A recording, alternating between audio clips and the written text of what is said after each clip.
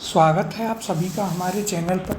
पिछली वीडियो में आपने क्रांतिकारी आंदोलन वाला जो चैप्टर था, रिवॉल्यूशनरी मूवमेंट वाला, वो पूरा कर लिया था। उसके सारे प्रश्न हमने कर लिए थे, सभी की हमने अच्छे से व्याख्या भी देखी थी और उन पर काफ़ी चर्चा भी की थी। उसकी PDF आपको हमारे टेलीग्राम चैनल पर मिल जाएगी, जो कि करियर क्लासेज RAS के नाम से है। तो आप टेलीग्राम चैनल ज़रूर ज्वाइन कर लें। और आज की इस वीडियो से हम अपना नया चैप्टर स्टार्ट करेंगे, जो कि आपके क्रांतिकारी आंदोलन से ही संबंधित है। और आपका चैप्टर है यहाँ पर भारत से बाहर क्रांतिकारी गतिविधियाँ। तो देखिए, इस चैप्टर में हम क्या करने वाले हैं। तो इस चैप्टर में हम कुछ उन प्रश्नों को करेंगे या कुछ उन संस्थाओं के बारे में जानेंगे जो कि भारत से बाहर थी, विदेशों में थी, वहाँ पर रहने वाले भारतीयों द्वारा स्थापित की गई थी और क्रांतिकारी संस्थाएं थी, या फिर वे क्रांतिकारी आंदोलन में उनका काफ़ी योगदान रहा, उन पर हम बात करेंगे। तो आइए शुरुआत करते हैं अपने पहले प्रश्न के साथ। लंदन में इंडियन होम रूल सोसाइटी को प्रारंभ किया। ऑप्शन है आपके पास: ए एनी बेसेंट, बी बाल गंगाधर तिलक, सी MK गांधी, या फिर ऑप्शन डी श्यामजी कृष्ण वर्मा। इसका सही उत्तर है option number D, Shyamji Krishna Verma.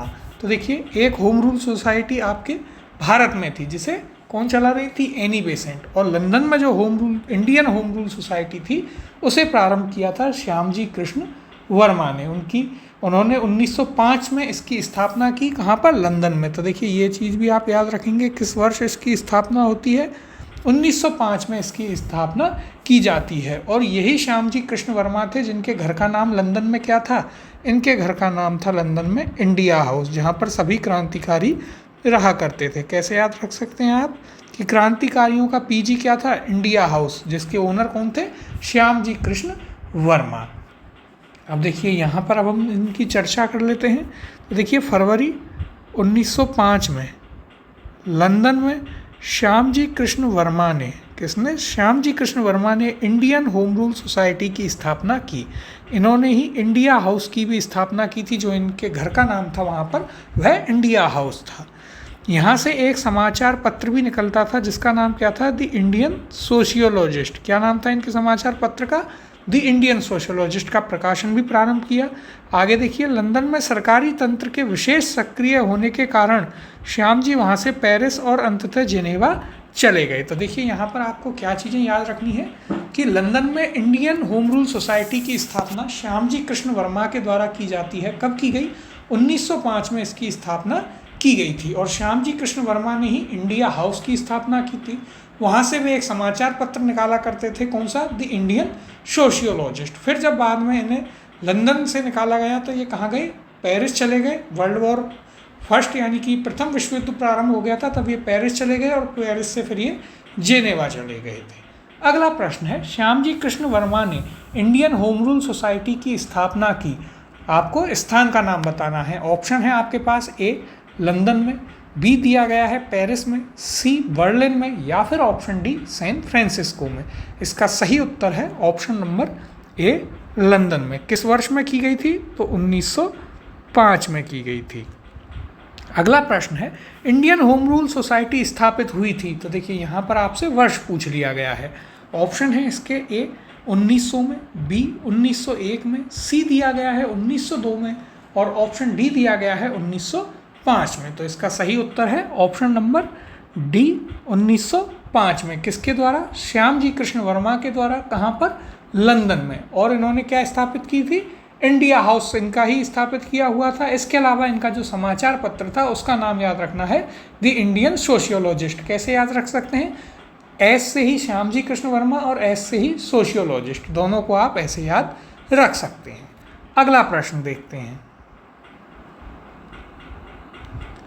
London में इंडिया हाउस की स्थापना की थी। ऑप्शन है आपके पास: ए श्यामजी कृष्ण वर्मा ने, बी बरकतुल्ला ने, सी वीरेंद्रनाथ चट्टोपाध्याय ने, या फिर ऑप्शन डी लाला हरदयाल ने। इसका सही उत्तर है ऑप्शन नंबर ए, श्यामजी कृष्ण वर्मा ने लंदन में इंडिया हाउस की स्थापना की थी। जो उनका घर था, उसका नाम उन्होंने रखा था इंडिया हाउस। वहाँ पर सभी क्रांतिकारी जो भी भारत से आते थे, वे श्यामजी कृष्ण वर्मा के घर में रहते थे।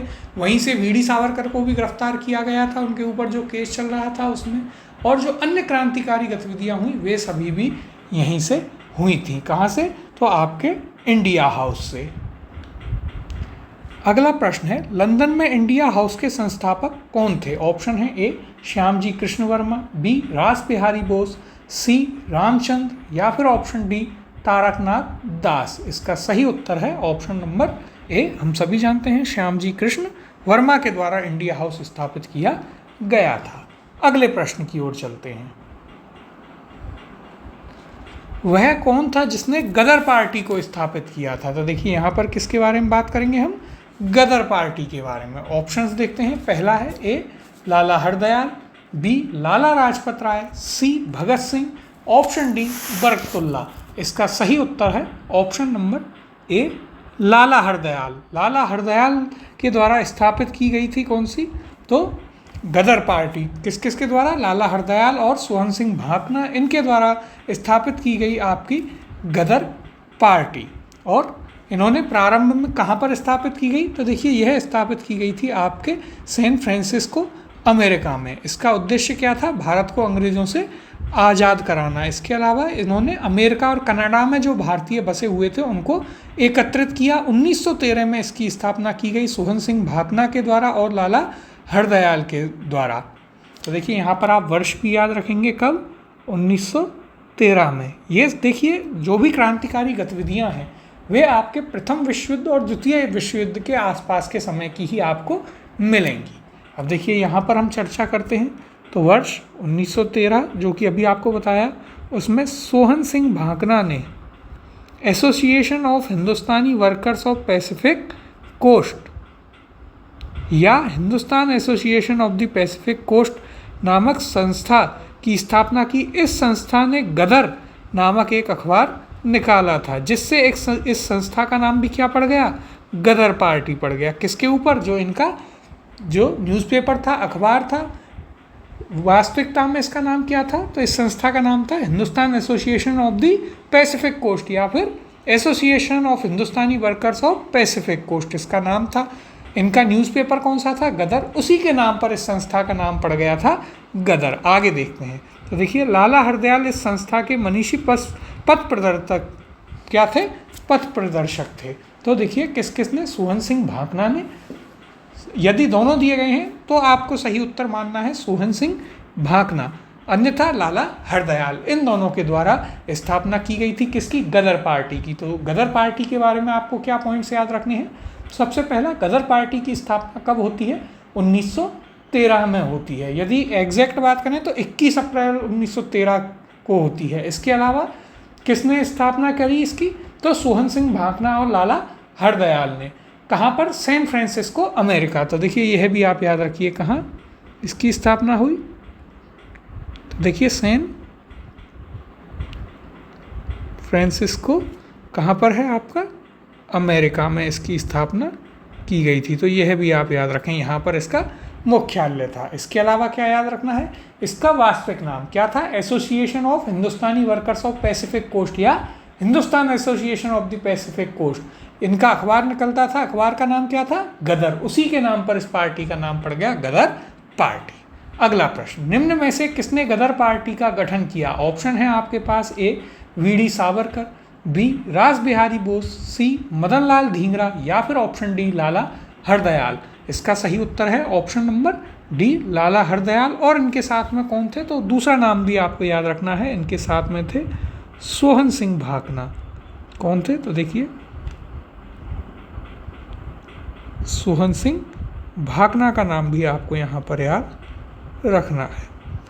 अगला प्रश्न है, गदर पार्टी की स्थापना हुई थी, वर्ष बताना है। ऑप्शन है ए 1907 में, बी 1913 में, सी 1917 में, ऑप्शन डी 1920 में।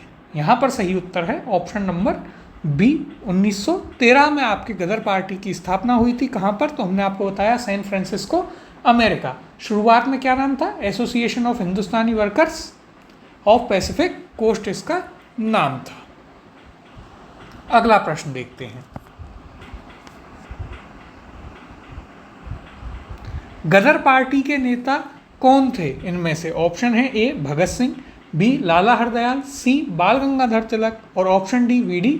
सावरकर। तो देखिए इसका सही उत्तर है ऑप्शन नंबर बी लाला हरदयाल भगत सिंह के बारे में आपको बताना है किस संस्था के मेंबर थे, तो ये आपके HSRA के मेंबर थे। किसके? हिंदुस्तान सोशलिस्ट रिपब्लिक एसोसिएशन और HRA, इन दोनों के सदस्य थे। अगला प्रश्न है, गदर आंदोलन की स्थापना की थी? ऑप्शन है आपके पास ए अजीत सिंह ने, बी लाला हंसराज ने, सी लाला हरदयाल ने, या फिर ऑप्शन डी सोहन सिंह भाकना ने। तो देखिए यहाँ पर आपको दोनों ऑप्शन में दिए गए हैं, सोहन सिंह भाकना और लाला हरदयाल। और अभी आपको बताया था कि यदि दोनों ऑप्शन में दिए जाएं तो वरीयता आपको देनी है किसे? सोहन सिंह भाकना को। तो यहाँ पर सही उत्तर होगा आपका option number D, Sohan Singh Bhakna. इनके द्वारा गदर पार्टी की स्थापना की गई थी। गदर आंदोलन इनके द्वारा चलाया गया। कब स्थापना की गई? 1913। कहाँ पर? San Francisco, America. अगला प्रश्न, निम्नलिखित में से कौन गदर पार्टी का पहला सभापति है? ऑप्शन दिए गए हैं आपको यहाँ पर, ए लाला हरदयाल, बी सोहन सिंह भाकना, सी केसरी सिंह, या फिर ऑप्शन डी पंडित काशीराम। इसका सही उत्तर है option number B, Sohan Singh Bhakna जो हैं वे गदर पार्टी के पहले सभापति थे, उनके द्वारा ही बनाई गई थी। तो इससे आप इसे याद रखेंगे। अब देखिए यहाँ पर इस पर यदि हम चर्चा करें तो गदर पार्टी पराधीन भारत को अंग्रेजों से स्वतंत्र कराने के उद्देश्य से बना एक संगठन था। इसे अमेरिका और कनाडा के भारतीयों ने वर्ष 1913 में बनाया था। यह पार्टी हिंदुस्तानी गदर नाम का एक पत्र भी निकालती थी जो उर्दू, गुजराती और पंजाबी में प्रकाशित होता था। किस किस भाषा में? उर्दू, गुजराती और पंजाबी भाषा में प्रकाशित होता था। तो देखिए आप ऐसे याद रख सकते हैं कि गदर नाम ही पंजाब का है तो पंजाबी भाषा में, इसके अलावा भारत में उर्दू बोलने वाले बहुत लोग हैं तो उर्दू में, और फिर आपका ज़्यादातर विदेश में कौन रहते थे? जो व्यापारी थे। व्यापारी कौन थे? गुजराती, तो गुजराती भाषा में। अब देखिए गदर पार्टी के संस्थापक अध्यक्ष कौन थे? सरदार सोहन सिंह भाकना थे। तो ये हम चर्चा कर चुके हैं। अगले प्रश्न की ओर चलते हैं। निम्नलिखित स्वतंत्रता सेनानियों पर विचार कीजिए। पहले हैं बारेंद्र कुमार घोष, दूसरे जोगेश चंद्र चटर्जी, तीसरे रास बिहारी बोस। उपयुक्त में से कौन गदर पार्टी के साथ सक्रिय रूप से जुड़ा था या जुड़े थे? और देखिए यह आपसे IAS यानी कि UPSC प्रीलिम्स में पूछा जा चुका है। तो यह आपके लिए एक इम्पॉर्टेंट क्वेश्चन है, आप इसे स्टार मार्क करेंगे। और अब ऑप्शंस देखते हैं। ऑप्शन ए है 1 और 2, बी है केवल 2, सी 1 और 3, या फिर ऑप्शन डी केवल 3। तो देखिए यहाँ पर यदि हम बात करें तो बारेंद्र कुमार घोष की हमने बात की, ये किससे जुड़े थे? ये आपके अनुशीलन समिति से। तो यह आपका उत्तर नहीं होगा। तो एक जहाँ जहाँ पर है वो आप हटा दीजिए। तो देखिए ए और सी ऑप्शन हट गया। दूसरा है आपके पास जोगेश चंद्र चटर्जी। तो देखिए जोगेश चंद्र चटर्जी ये आपके किससे जुड़े थे? ये जुड़े हुए थे काकोरी रेल लूट से। किससे? काकोरी कांड से। तो ये भी नहीं थे। रास बिहारी बोस ये आपके जुड़े हुए थे किससे?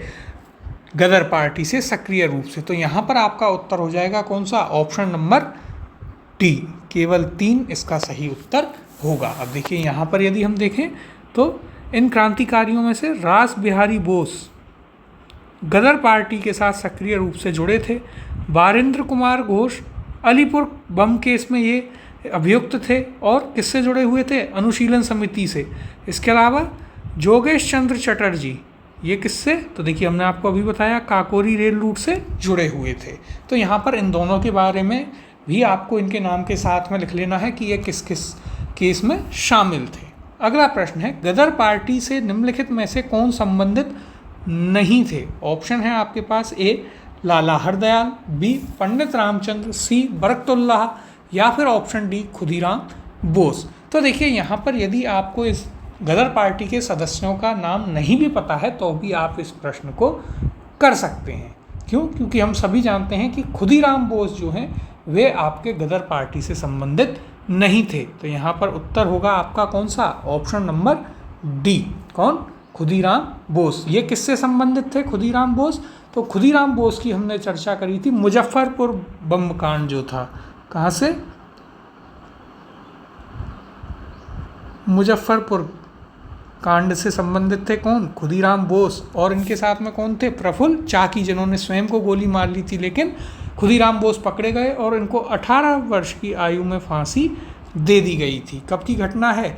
तो यह आपके 1908 की घटना है और गदर पार्टी 1913 की थी। तो देखिए यहाँ पर यदि आपको पूरी चीज़ें ना भी पता हो तो जो आपको अभी तक बताया है उसके आधार पर भी आप इस प्रश्न को कर सकते हैं। अब देखिए यहाँ पर हम चर्चा कर लेते हैं इसकी। देखिए गदर पार्टी की स्थापना पहले भी हमने आपको बताया 21 अप्रैल 1913 को हुई। पराधीन भारत को अंग्रेज़ों से स्वतंत्र कराने का इसका उद्देश्य था। इसे कहाँ के लोगों ने बनाया? अमेरिका एवं कनाडा में जो भारतीय लोग रहते थे उनके द्वारा इसे गठित किया गया। पार्टी का मुख्यालय कहाँ था? तो देखिए सैन फ्रांसिस्को, अमेरिका। फिर देखिए कौन कौन थे? तो देखिए लाला हरदयाल थे, इसके अलावा रामचंद्र थे, बरकतुल्ला थे, रास बिहारी बोस थे, राजा महेंद्र प्रताप थे, अब्दुल रहमान थे, मैडम भीकाजी कामा थी। बहुत ही इंपॉर्टेंट नाम है इंडियन हिस्ट्री में मैडम भीकाजी कामा का, आगे हम इन पर बात करेंगे। एक बहुत ही क्रांतिकारी महिला थी और भारत में क्रांति की जननी भी इन्हें कहा जाता है। और अगले थे भाई परमानंद, करतार सिंह सराभा, पंडित काशीराम, ये सभी लोग प्रमुख थे। तो देखिए इनमें से एक बार आप नामों को जरूर देख लें, तो आपको ये नाम भी याद रखने हैं। इसके अलावा आगे बात करें तो देखिए, और जबकि 30 अप्रैल 1908 को बिहार के मुजफ्फरपुर में खुदीराम बोस और प्रफुल्ल चाकी, जो हमने पूरी बात करी थी कि किंग्स फोर्ड पर बम फेंकते हैं, वो किंग्स फोर्ड बच जाता है और बम जा करके लगता है किसे? कैनेडी को। कैनेडी की वहाँ पर मृत्यु हो जाती है। प्रफुल्ल चाकी स्वयं को गोली मार लेते हैं, खुदीराम बोस पकड़े जाते हैं और अंत में उन्हें फांसी दे दी जाती है। तो ये यहाँ तक की कहानी थी। लेकिन गदर पार्टी के जो मेंबर्स हैं उनका नाम आपको यहाँ पर जरूर याद रखना है। कौन कौन? सोहन सिंह भाकना, लाला हरदयाल, इसके अलावा भाई परमानंद। 3 नाम एक लाइन में। जो महिला थी वो बहुत इंपॉर्टेंट हैं। कौन? मैडम भीकाजी कामा। इसके अलावा अब्दुल रहमान, रास बिहारी बोस, बरकतुल्ला और करतार सिंह सराभा, इनके नाम आपको याद रखने हैं, बहुत ही महत्वपूर्ण हैं। क्योंकि आपसे ऐसे भी पूछा जा सकता है कि कौन कौन लोग गदर पार्टी में थे। अब अगले प्रश्न की ओर चलते हैं। गदर पार्टी की स्थापना हुई थी, ऑप्शन है आपके पास: ए अफगानिस्तान में, बी बर्मा में, सी इंग्लैंड में, या फिर ऑप्शन डी संयुक्त राज्य अमेरिका में। तो इसका सही उत्तर है ऑप्शन नंबर डी, संयुक्त राज्य अमेरिका, यूएसए के सैन फ्रांसिस्को में। कहाँ पर? तो सैन फ्रांसिस्को। अगला प्रश्न है, गदर पार्टी की स्थापना कहाँ पर हुई थी? ऑप्शन है: ए जर्मनी, बी संयुक्त राज्य अमेरिका, सी फ्रांस, या डी इंग्लैंड। तो देखिए यह हमने अभी किया। इसका सही उत्तर है ऑप्शन नंबर बी, संयुक्त राज्य अमेरिका। अगला प्रश्न है, निम्नलिखित में से किस देश में गदर पार्टी की स्थापना हुई थी? ऑप्शन है: A USA, B Germany, C Spain, D France. तो वही क्वेश्चन आपका रिपीट हुआ, उत्तर ऑप्शन ए यूएसए। अगला प्रश्न देखते हैं, गदर क्या था? ऑप्शन है आपके पास: ए भारतीयों का एक क्रांतिकारी संघ जिसका प्रधान कार्यालय सैन फ्रांसिस्को में था, बी एक राष्ट्रवादी संगठन जो सिंगापुर से संचालित होता था, सी एक उग्रवादी संगठन जिसका प्रधान कार्यालय बर्लिन में था, या फिर ऑप्शन डी भारत की स्वतंत्रता के लिए एक कम्युनिस्ट आंदोलन जिसका प्रधान कार्यालय ताशकंद में था। और देखिए यह आपसे यूपीएससी प्रीलिम्स में भी पूछा जा चुका है। तो देखिए इसका हमने शुरुआत में ही बात की थी कि गदर क्या था। प्रारंभिक में तो यह एक न्यूज़पेपर था, उसी के नाम पर जो संस्था थी उसका नाम पड़ गया गदर पार्टी।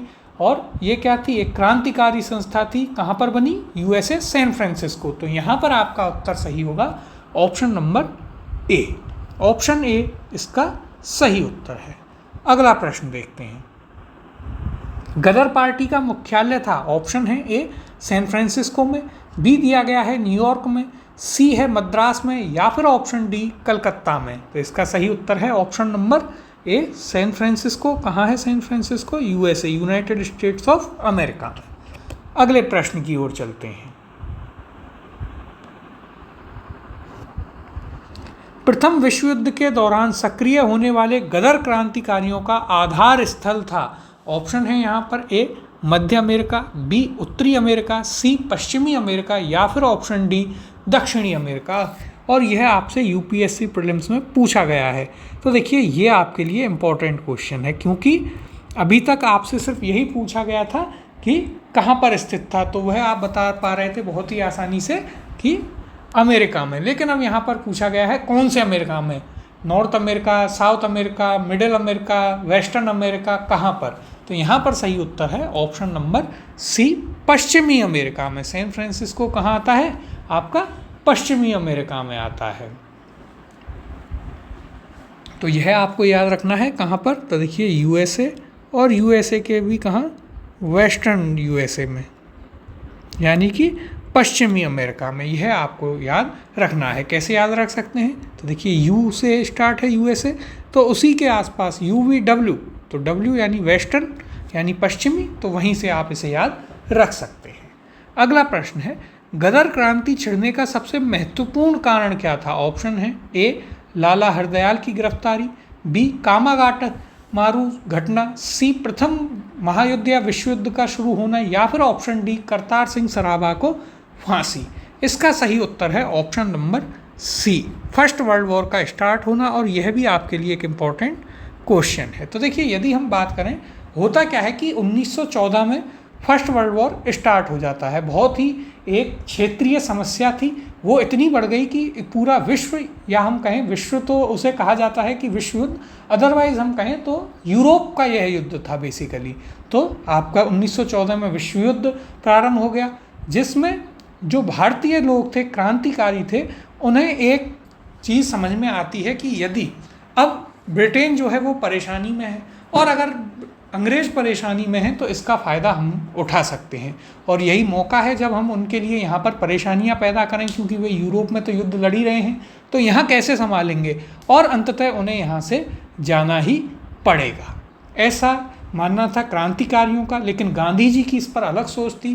फर्स्ट जो वर्ल्ड वॉर था उसमें गांधी जी भारत के लोगों से कहते हैं कि हमें ब्रिटेन का साथ देना चाहिए, वे शांति के लिए लड़ रहे हैं, तो विश्व युद्ध में हमें अंग्रेज़ों का साथ देना चाहिए, उनकी तरफ से लड़ना चाहिए, और विश्व युद्ध ख़त्म होने के बाद वो अंग्रेज़ जो हैं भारत में एक लोकतंत्र की स्थापना कर देंगे, ऐसा गांधी जी का मानना था। परंतु ऐसा होता नहीं है। प्रथम विश्व युद्ध में गांधी जी गांव-गांव जाकर लोगों से कहते हैं कि आप सेना में शामिल होइए, इसीलिए लोग उन्हें रिक्रूटिंग सार्जेंट के नाम से भी पुकारते हैं। लेकिन जब द्वितीय विश्व युद्ध प्रारंभ होता है, तो गांधी जी साफ कह देते हैं कि भारत के सैनिक अंग्रेज़ों की तरफ से नहीं लड़ेंगे। अब देखिए यहाँ पर हम चर्चा कर लेते हैं इसकी। तो देखिए स्वदेशी आंदोलन के निष्क्रिय होने से भारतीय राष्ट्रवाद के प्रहरी भी निष्क्रिय हो गए थे। वर्ष 1914 में अचानक छिड़े प्रथम विश्व युद्ध ने भारतीय राष्ट्रीयता के प्रहरियों को झकझोरा, उन्होंने उद्वेलित किया। उस समय यह धारणा प्रचलित थी कि ब्रिटेन पर किसी भी तरह का संकट भारत के हित में है। उनके लिए यह क्या है, एक मौका, जो हमने अभी आपको कहानी सुनाई थी, इस मौके का कई जगहों पर कई तरह से फ़ायदा उठाया गया।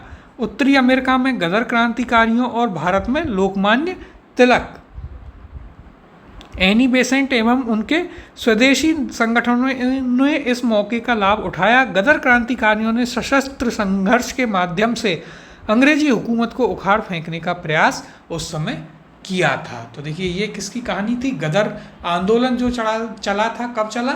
1914 में। और देखिए हमने आपको जब क्वेश्चंस अभी हमने स्टार्ट किए तब भी आपको बताया था कि जितनी भी क्रांतिकारी गतिविधियां हैं वो दोनों विश्व युद्ध के आसपास ही आपको होती हुई मिलेंगी। क्यों? क्योंकि अंग्रेज पहले से ही परेशान थे, तो उन्हें और कैसे यहाँ पर परेशान किया जाए, या फिर कैसे यहाँ पर एक सशस्त्र विद्रोह किया जाए, वह कोशिश रहती थी क्रांतिकारियों की। अगला प्रश्न देखते हैं। निम्नांकित में वह कौन व्यक्ति था जिसने विदेश में गणतंत्रात्मक सरकार की संस्थापना की थी? ऑप्शन है आपके पास, ए महेंद्र प्रताप, बी सुभाष चंद्र बोस, सी रास बिहारी बोस, या फिर ऑप्शन डी उपयुक्त में से कोई नहीं। और देखिए ये है आपके लिए एक इम्पॉर्टेंट फैक्ट, तो ये आप याद रखेंगे। इसका सही उत्तर है ऑप्शन नंबर ए महेंद्र प्रताप। महेंद्र प्रताप जो थे, उन्होंने, आपको याद रखना है, कहाँ पर एक गणतंत्रात्मक यानी कि एक रिपब्लिकन या फिर डेमोक्रेटिक सरकार की स्थापना कहाँ पर की थी? तो इन्होंने की थी अफगानिस्तान में।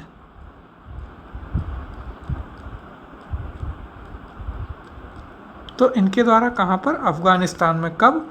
1915 में। 1915 में अफगानिस्तान में इन्होंने भारत की प्रथम अस्थायी सरकार का गठन किया था। तो यह आपको याद रखना है। ये कौन बने? ये बने उसमें प्रेसिडेंट यानी कि राष्ट्रपति। और इन्होंने प्रधानमंत्री किसको बनाया? तो देखिए वह भी आपको याद रखना है, प्रधानमंत्री बनाते हैं ये बरकतुल्लाह को। तो बहुत ही इंपॉर्टेंट फैक्ट है, आपसे पूछा जा सकता है। अब देखिए अगले प्रश्न की ओर चलते हैं। यहाँ पर भी पहले इसकी चर्चा करते हैं। देखिए क्या कहा गया है, राजा महेंद्र प्रताप ने अपने सहयोगी कौन थे? बरकतुल्लाह के साथ प्रथम महायुद्ध के दौरान वर्ष 1915 में काबुल अफगानिस्तान, जो कि अभी हमने आपको बताया अफगानिस्तान, और अफगानिस्तान में भी कहाँ? काबुल में भारत की प्रथम अस्थायी सरकार का गठन किया था।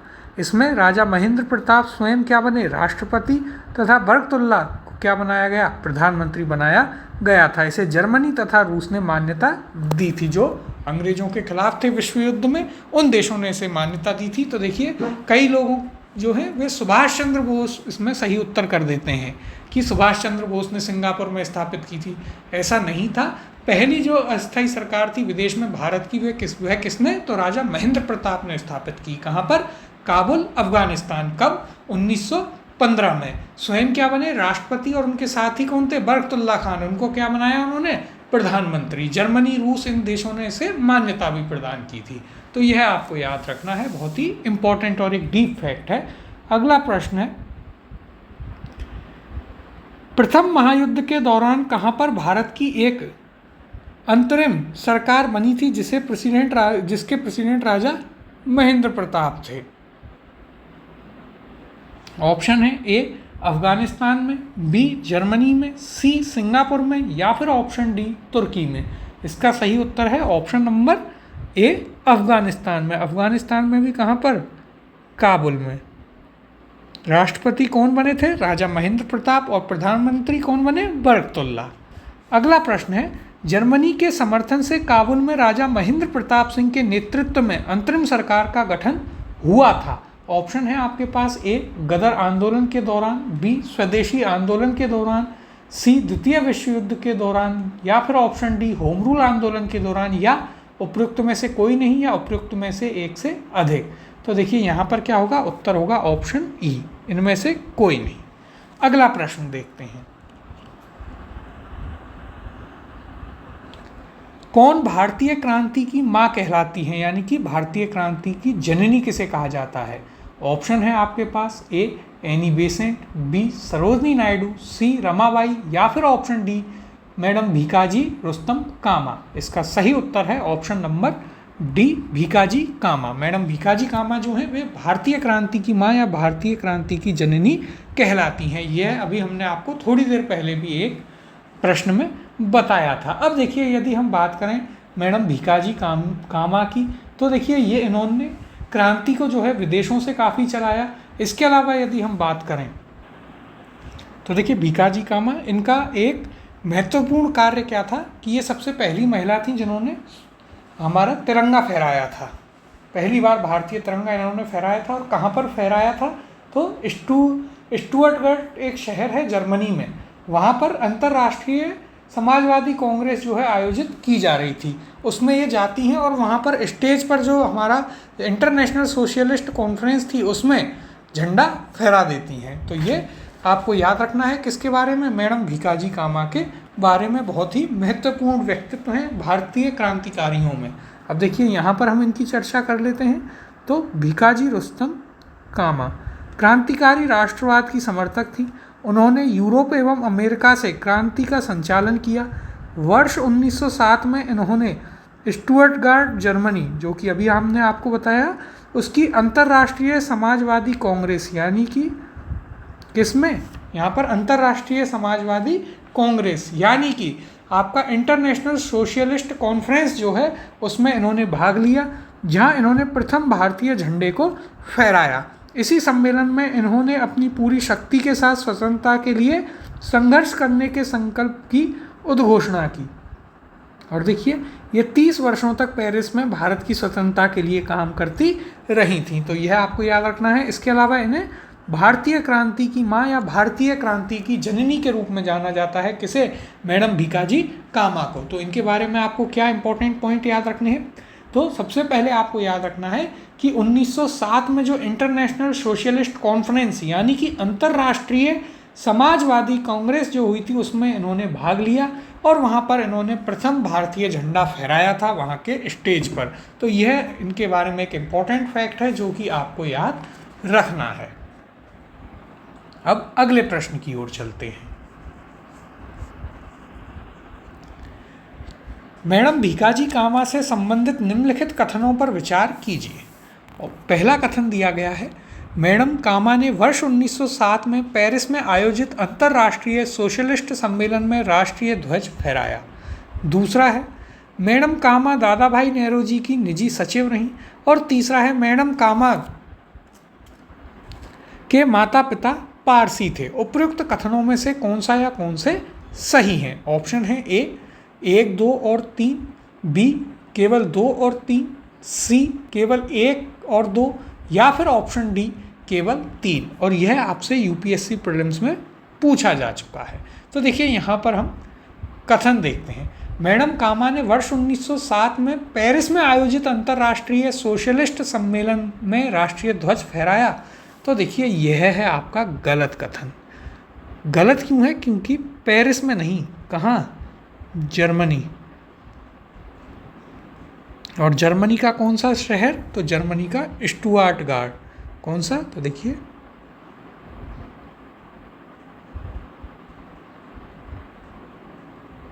इस शहर में। तो पहला कथन गलत हो गया। दूसरा, मैडम कामा दादा भाई नेहरू की निजी सचिव रहीं, यह आपका सही कथन है। तीसरा, मैडम कामा के माता पिता पारसी थे, जी वो पारसी ही थी, तो यहाँ पर तीसरा कथन भी सही है। तो आपका उत्तर हो जाएगा ऑप्शन नंबर बी, केवल 2 और 3। अब देखिए यहाँ पर हम एक बार और चर्चा कर लेते हैं इनकी, मैडम कामा की। तो देखिए इनके माता पिता पारसी थे। सोराब जी फरमोह जी पटेल उनके पिता थे। उनका विवाह रुस्तम KR कामा से हुआ जो वकील और सामाजिक कार्यकर्ता थे। आगे देखते हैं। मैडम कामा ने राष्ट्रीय आंदोलन के महान अग्रणी भारतीय नेता दादा भाई नेहरू की निजी सचिव के रूप में भी सेवा दी। बाद में वे कुछ देशभक्त विद्यार्थियों एवं यूरोपियन बौद्धिक लोगों के संपर्क में आकर स्वतंत्रता आंदोलन से जुड़ गई। वह भारतीय क्रांति की मां या जननी के रूप में भी विख्यात हैं। फिर देखिए 22 अगस्त 1907 जर्मनी के स्टुटगार्ट में आयोजित अंतर्राष्ट्रीय सोशलिस्ट सम्मेलन इंटरनेशनल सोशलिस्ट कॉन्फ्रेंस में उन्होंने भारतीय स्वाधीनता का झंडा सर्वप्रथम फहराया। बहुत ही इंपॉर्टेंट फैक्ट, अभी पिछले प्रश्न में भी किया। यहाँ फहराया गया यह झंडा कलकत्ता झंडे का परिवर्तित रूप था। तो यह आपका मैडम भीकाजी कामा के बारे में कुछ इंपॉर्टेंट फैक्ट्स हैं जो आपको याद रखने हैं। अगला प्रश्न देखते हैं। भारतीय क्रांति की जननी किसे कहा गया है? ऑप्शन है आपके पास, A Shrimati Annie Besant, B Snehlata Wadekar, C Sarojini Naidu या फिर option D madam Bhikaji Rustom Cama. इसका सही उत्तर है option number D, madam Bhikaji Cama इसका सही उत्तर है। अगला प्रश्न है, निम्नलिखित में से किस महिला ने भारतीय तिरंगा सबसे पहले फहराया था? ऑप्शन देखते हैं। ए अरुणा आसफ अली ने, बी भीकाजी कामा ने, सी दुर्गा भाभी ने या फिर ऑप्शन डी कमला देवी चट्टोपाध्याय ने। तो देखिए इसका सही उत्तर है option number B, madam Bhikaji Cama ने। कहाँ पर? तो इन्होंने इसे फहराया था स्टुटगार्ट। कहाँ पर है यह है आपका जर्मनी में। और सम्मेलन क्या था? कौन सा सम्मेलन था? तो वह था आपका इंटरनेशनल सोशलिस्ट कांग्रेस। कब फहराया? 1907 में। तो ये हमने अभी चर्चा की थी, आपको ये पॉइंट याद भी रखने हैं। अगले प्रश्न की ओर चलते हैं। मैडम कामा ने 1907 में प्रथम तिरंगा ध्वज कहाँ फहराया था? ऑप्शन है ए लंदन, बी पेरिस, सी मॉस्को या फिर ऑप्शन डी स्टुटगार्ट। इसका सही उत्तर है ऑप्शन नंबर डी स्टुटगार्ट। कहाँ पर है? यह है आपका जर्मनी में। अगला प्रश्न है, मैडम कामा ने भारत के तिरंगी स्वतंत्रता ध्वज को कहाँ फहराया था? तो देखिए वही प्रश्न आपके पास पुनः आया है। ऑप्शन देखते हैं। ए पेरिस, बी लंदन, सी स्टुटगार्ट या फिर ऑप्शन डी जेनेवा। इसका सही उत्तर है ऑप्शन सी स्टुटगार्ट। कहाँ पर? तो यह है आपका जर्मनी में। अगला प्रश्न देखते हैं।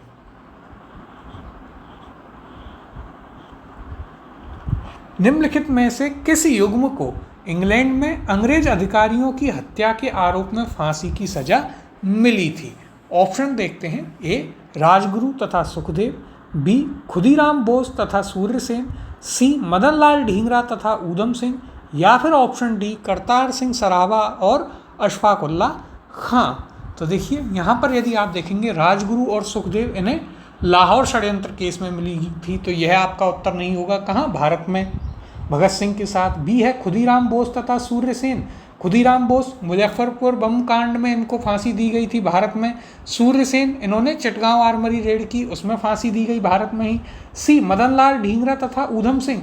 अब देखिए हम सभी जानते हैं ऊधम सिंह जो थे उन्होंने जनरल डायर की हत्या की थी, जिसके लिए उन्हें क्या किया गया था, जिसके लिए उन्हें वहाँ पर सजा दी गई। जनरल ओ डायर की उन्होंने हत्या की 1940 में, इसके लिए उन्हें वहाँ पर मौत की सजा दी गई। और यदि आप बात करें किसकी? मदनलाल ढींगरा की, तो मदनलाल ढींगरा ने क्या किया था कि लंदन में एक मीटिंग जो चल रही थी उसमें जो भारत के लिए सेक्रेटरी था, यानी कि सेक्रेटरी टू इंडिया जो था भारत का सचिव, उसका एक सलाहकार था, उसको गोली मार दी थी। इसलिए आपका उत्तर होगा यहाँ पर option number C Madanlal Dhingra और ऊधम सिंह, यह आपका सही उत्तर होगा। अब देखिए यहाँ पर हम चर्चा कर लेते हैं। तो इंग्लैंड में अंग्रेज अधिकारियों की हत्या के आरोप में मदनलाल ढींगरा तथा सरदार ऊधम सिंह को फांसी की सजा मिली थी। देखिए ध्यातव्य है कि मदनलाल ढींगरा ने क्या किया था, 1 जुलाई 1909 को लंदन में भारतीय राष्ट्रीय संघ की बैठक में भारत राज्य सचिव के सलाहकार कर्जन वायली तथा कावास लल्लका को गोलियों से भून दिया था। फलतः उन्हें फांसी की सजा दी गई। और सरदार ऊधम सिंह के बारे में हम सभी जानते हैं कि उन्होंने जलियांवाला बाग में हत्या के अप्रत्यक्ष रूप से जिम्मेदार उस समय के पंजाब के गवर्नर माइकल ओ डायर की लंदन में मार्च 1940 में हत्या कर दी और इन्हें भी वहाँ पर फांसी की सजा हुई थी। तो इसलिए आपका उत्तर था option number C Madanlal Dhingra. कब? तो मदनलाल ढींगरा 1909 में और ऊधम सिंह आपके 1940 में। अगला प्रश्न, सरदार ऊधम सिंह ने किसे मारा था? ऑप्शन है a general Dyer, B Curzon वायली, C Michael O Dyer, या फिर ऑप्शन डी सॉन्डर्स। तो देखिए यहाँ पर आपको थोड़ा सा ध्यान रखना है जनरल डायर और माइकल ओ डायर में, और सही उत्तर क्या होगा? Option C Michael O'Dwyer की हत्या की थी किसने? सरदार ऊधम सिंह ने। कौन था यह? तो जब जलियांवाला कांड हुआ था तब यह पंजाब का गवर्नर था, और जनरल डायर कौन था? तो वो वहाँ का एसपी था। तो ये आपको एक बेसिक सी चीज़ है जो कि याद रखनी है। अगले प्रश्न की ओर चलते हैं। कर्जन वायली की हत्या के आरोप में किसे मृत्युदंड दिया गया था? ऑप्शन है ए मदनलाल ढींगरा, बी ऊधम सिंह, सी भगत सिंह, या फिर ऑप्शन डी ममंथनाथ। तो देखिए सही उत्तर है ऑप्शन नंबर ए मदनलाल ढींगरा जो हैं उन्होंने 1909 जुलाई 1909 में हत्या की। किसकी? कर्जन वायली की, और उन्हें फांसी की सजा दी गई। ऊधम सिंह ने किसे मारा? तो इन्होंने मारा था आपके O Dyer, Michael O Dyer को मारा था। कब? 1940 में। अगला प्रश्न है, मैडम भीकाजी कामा, एम बरकतुल्ला, VVS अय्यर और MN राय में क्या बात समान थी? तो देखिए इनमें समान बात बतानी है। ऑप्शंस देखते हैं। ऑप्शन ए है सभी अंतर्राष्ट्रीय साम्यवादी आंदोलन के अग्रणी सदस्य थे।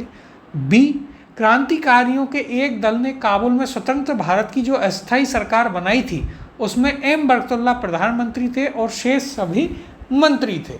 सी है वे सभी प्रमुख क्रांतिकारी थे और स्वतंत्रता आंदोलन की अवधि में भारत से बाहर विविध देशों में काम कर रहे थे। ऑप्शन डी है वे सभी लॉर्ड डलहौजी पर फेंके जाने वाले बम के मामले में अभियुक्त थे। तो देखिए यहाँ पर आपका सही उत्तर क्या होगा? सही उत्तर होगा ऑप्शन नंबर सी। ये सभी क्या थे? प्रमुख क्रांतिकारी थे और भारत के बाहर रह करके स्वतंत्रता आंदोलन को आगे बढ़ा रहे थे। और ये देखिए आपसे यूपीएससी प्रीलिम्स में पूछा जा चुका है। अगला प्रश्न देखते हैं। 1906 में लंदन में अभिनव भारत सोसाइटी की स्थापना किसने की? यह हम पहले भी कर चुके हैं आपके क्रांतिकारी आंदोलन वाले चैप्टर में। ऑप्शन देखते हैं। ए VD सावरकर, बी श्यामजी कृष्ण वर्मा, सी सोहन सिंह, या फिर ऑप्शन डी PN वपट। तो देखिए इसका सही उत्तर है option number A, VD Savarkar. सबसे पहले इन्होंने क्या बनाया था 1899, क्या बनाते हैं तो ये बनाते हैं मित्र मेला। इसके बाद 1904 में ये क्या बनाते हैं तो यह बनाते हैं आपके अभिनव भारत। कब बनाते हैं 1904 में। कौन सी संस्था, अभिनव भारत। और जब इंडिया हाउस में आ जाते हैं श्याम जी कृष्ण वर्मा के घर, तो वहाँ पर लंदन में अभिनव भारत की एक शाखा स्थापित करते हैं, अभिनव भारत सोसाइटी। कब 1906 में। ये हम आपको पिछले चैप्टर में भी बता चुके हैं। अगले प्रश्न की ओर चलते हैं। देखिए यहाँ पर भी यदि इसकी बात करें तो वर्ष 1906 में लंदन में अभिनव भारत सोसाइटी की स्थापना वीडी सावरकर, विनायक दामोदर सावरकर ने की थी। देश में क्रांतिकारी गतिविधियों पर प्रतिबंध लगने के बाद इन्होंने लंदन में इस सोसाइटी की स्थापना की। ध्यातव्य है कि विदेशी धरती पर स्थापित सबसे पुरानी क्रांतिकारी संस्था कौन सी थी, इंडिया हाउस थी, जिसकी स्थापना श्याम जी कृष्ण वर्मा ने की। तो देखिए एक इम्पॉर्टेंट पॉइंट क्या है कि विदेश में सबसे पहले यदि भारत के लिए कोई क्रांतिकारी संस्था स्थापित हुई थी तो वह कौन सी थी, इंडिया हाउस थी। फिर देखिए वर्ष 1905 में लंदन में इसकी स्थापना की गई थी। अगले प्रश्न की ओर चलते हैं। कामागाटा मारू ऑप्शन है ए, एक राजनीतिक दल जो ताइवान आधारित था। बी, चीन का एक किसान साम्यवादी नेता था। सी, कनाडा की यात्रा पर निकला एक जलपोत था। या फिर ऑप्शन डी, चीन का गांव जहां से मौत से तुंग ने अपना लॉन्ग मार्च आरंभ किया। और ये आपसे यूपीएससी प्रीलिम्स में भी पूछा गया है। तो देखिए इसका सही उत्तर है ऑप्शन नंबर सी, कामागाटा मारू क्या थी, एक शिप थी, एक जहाज था जो कनाडा की यात्रा पर निकला था। अब देखिए हम इसकी बात करते हैं। तो क्या होता है, जब लंदन में से क्रांतिकारियों को निकाले जाने लगा, यानी कि जो भारतीय थे उनको बहुत ज़्यादा अलाउ ब्रिटिश सरकार लंदन आने के लिए नहीं कर रही थी, तो उसका एक रास्ता था कि वे पहले या तो अमेरिका में रहकर आते थे कुछ समय, या फिर कनाडा में रह कर के आते थे। तो एक सरदार थे, सरदार गुरदीत सिंह, उन्होंने एक शिप जो है जापान से किराए पर ली, कामागाटा मारू, और उसमें वो 350-400 भारतीयों को लेकर के उसमें निकलते हैं कनाडा के लिए। जब वे कनाडा पहुंचते हैं तब तक प्रथम विश्व युद्ध प्रारंभ हो चुका था। तो कनाडा की जो सरकार थी उसने उन्हें प्रवेश नहीं दिया कनाडा में, और वो जो आपकी वैंकूवर बंदरगाह है कनाडा का, वहाँ पर यह शिप कई दिनों तक खड़ी रही। इसके लिए शोर कमीशन करके भी एक कमेटी वहाँ पर बनाई गई थी। कहाँ पर, आपके कनाडा में इसका गठन हुआ। फिर इसके बाद में क्या होता है, तो यह जो शिप थी इसे अंत में वहाँ से भारत लौट करके आना पड़ा। और देखिए यदि हम बात करें शोर कमीशन जिसका भी नाम लिया, उसके सदस्य कौन कौन थे वह भी महत्वपूर्ण है। तो उसमें बलवंत सिंह, सोहनलाल पाठक और हुसैन रहीम, ये उसके क्या थे, सदस्य थे। फिर देखिए यहाँ पर अंत में यह होता है कि इस शिप को कनाडा में घुसना अलाउ नहीं किया जाता, इन्हें वापस भारत भेजा जाता है। जब यह शिप भारत में वापस लौटती है तो अंग्रेज़ों की पुलिस और सेना इस पर गोलीबारी करते हैं, जिसमें अधिकतर लोग यहाँ पर मर जाते हैं। अब देखिए यहाँ पर हम बाकी इसकी जो चर्चा है, इसका इम्पैक्ट क्या हुआ, उसकी बात हम करेंगे आपके सब्जेक्ट की क्लास में। काफ़ी इंटरेस्टिंग स्टोरी है इसकी, यहाँ पर फिलहाल हम देखते हैं। तो देखिए कामागाटा मारू कनाडा की यात्रा पर निकला एक जलपोत था, जिसे प्रथम विश्व युद्ध के दौरान भारत के सरदार गुरदीत सिंह ने किराए पर लेकर उस पर 376 यात्रियों को बैठाकर कनाडा के बंदरगाह वैंकूवर की ओर प्रस्थान किया। तट पर पहुंचने के बाद कनाडाई पुलिस ने भारतीय यात्रियों को घेराबंदी कर उन्हें देश में प्रवेश करने से रोक दिया। और देखिए कौन सी एक कमीशन बनती है, तो आपको याद रखना है शोर कमीशन। शोर यानी किनारा, तो किनारे की कमीशन, या फिर आप ऐसे याद रखें कि ये लोग वहाँ इतने लोग फंसेंगे तो क्या करेंगे, शोर मचाएंगे, तो शोर कमीशन। इस प्रकार से आप इसे याद रखें। शोर कमीशन में कौन कौन लोग थे उनके नाम भी आपके लिए इम्पॉर्टेंट हैं। तो देखिए यहाँ पर हम लिख लेते हैं कौन कौन थे शोर कमीशन में। तो देखिए एक थे आपके बलवंत सिंह, कौन, तो देखिए यहाँ पर लिख लेते हैं बलवंत सिंह थे। इसके अलावा यदि हम बात करें तो और कौन थे, तो हुसैन रहीम थे, उनका नाम भी आपको याद रखना है, हुसैन रहीम। और एक व्यक्ति थे सोहनलाल पाठक।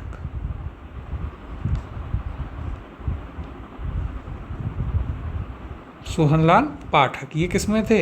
ये सभी थे आपके शोर कमीशन, किसमें? शोर कमेटी जो थी उसमें, या फिर आप इसे तटीय कमेटी भी के नाम से भी जानते हैं। तो यह नाम भी आपको इसका याद रखना है। कौन सी? तटीय कमेटी या शोर कमीशन। तो देखिए ये कुछ इंपॉर्टेंट फैक्ट्स हैं यहाँ पर जो कि आपको इसके बारे में याद रखने हैं। अगला प्रश्न देखते हैं। कामागाटा मारू प्रसिद्ध है। ऑप्शन है ए उत्तर पूर्व भारत में एक 10,000 फीट से ऊंचा स्थान होने के कारण, बी एक जलपोत के नाते, सी पर्वतीय क्षेत्र में एक उत्सव के कारण, या फिर ऑप्शन डी जनजाति के रूप में। तो इसका सही उत्तर है ऑप्शन बी एक जलपोत के रूप में। अगला प्रश्न है निम्नलिखित में से कौन कामागाटा मारू घटना से संबंधित था? ऑप्शन है ए सरदार अजीत सिंह, बी बाबा गुरदीप सिंह, सी वीडी सावरकर, या फिर ऑप्शन डी सरदार भगत सिंह। तो देखिए यहाँ पर सही उत्तर है ऑप्शन बी बाबा गुरदीप सिंह या गुरदीप सिंह आप इन्हें कहते हैं, ये इससे संबंधित थे। अगले प्रश्न की ओर चलते हैं।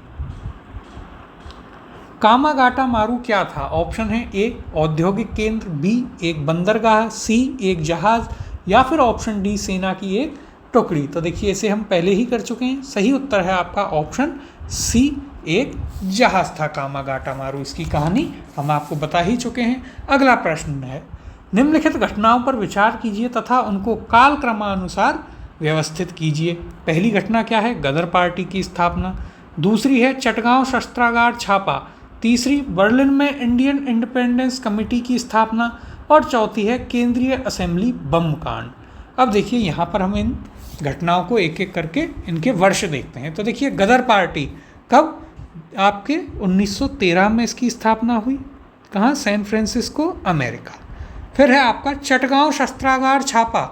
यह कब की बात है? तो यह हमने बात की थी 1930 सूर्यसेन, मास्टर सूर्यसेन के द्वारा। फिर बर्लिन में इंडियन इंडिपेंडेंस कमेटी की स्थापना, यह की गई थी आपके प्रथम विश्व युद्ध के प्रारंभ होते ही 1914 में।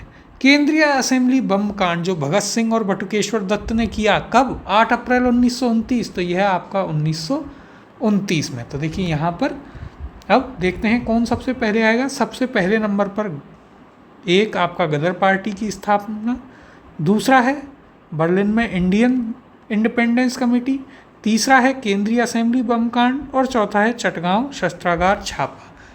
तो देखिए कूट देखते हैं। 1, 3, 4 तथा 2, बी है 3, 1, 2 तथा 4, सी है 3, 1, 4, 2, या फिर ऑप्शन डी 1, 3, 2 तथा 4। तो देखिए हमारे पास क्या बना? हमारा कूट यहाँ पर बनता है 1, 3, 4। क्या बना यहाँ पर? 1, 3, फिर आपका बना 4, और उसके बाद में बनता है 2। तो यहाँ पर आपका सही उत्तर होगा ऑप्शन नंबर सी। माफ़ कीजिए, ऑप्शन नंबर सी ना होकर के उत्तर होगा आपका ऑप्शन नंबर ए 1, 3, 4, 2। यह आपका सही उत्तर है। अगला प्रश्न देखते हैं। वह कौन थे जिन्होंने इंडिपेंडेंस लीग की स्थापना की थी? ऑप्शन है ए मोतीलाल नेहरू, बी महात्मा गांधी, सी रास बिहारी बोस, या फिर ऑप्शन डी लाला लाजपत राय। इसका सही उत्तर है ऑप्शन नंबर सी, रास बिहारी बोस के द्वारा इंडियन इंडिपेंडेंस लीग की स्थापना की गई थी। रास बिहारी बोस कौन थे? तो देखिए जब कर्जन जो है, जब देखिए बात करें यदि हम, लॉर्ड हार्डिंग जब दिल्ली आता है तो ये क्या करते हैं? उस पर बम फेंक देते हैं, और उसके बाद ये वहाँ से चांदनी चौक पर बम फेंकते हैं और चांदनी चौक टू जापान निकल जाते हैं। वहाँ पर ये छुप छुप कर रहते हैं। इसके बाद ये बाहर आते हैं जब सुभाष चंद्र बोस वहाँ पर पहुँचते हैं, और ये क्या करते हैं? वहाँ पर इंडिपेंडेंस लीग चला रहे होते हैं जापान में। जब सुभाष चंद्र बोस वहाँ पर INA की स्थापना करते हैं, तब रास Bihari Bose Indian independence league की स्थापना करते हैं सन 42 में। तो देखिए इंडिपेंडेंस लीग कब? सन 1942। अब यहाँ पर इसकी हम चर्चा कर लेते हैं। देखिए रास बिहारी बोस जापान में रह रहे थे, और 1942 के दौरान राजनीतिक समस्याओं पर विचार विमर्श हेतु इन्होंने टोक्यो में, कहाँ? टोक्यो जापान में भारतीयों का एक सम्मेलन आयोजित किया। फिर देखिए 42 में बैंकॉक सम्मेलन इसको विविध रूप प्रदान किया गया तथा सुभाष चंद्र बोस को उसमें आमंत्रित किया गया था। इसी सम्मेलन में रास बिहारी बोस ने इंडियन इंडिपेंडेंस लीग की स्थापना की थी। तो कब की गई थी? 1942 में। अब पूरी कहानी हम आपके सब्जेक्ट की क्लास में जानेंगे।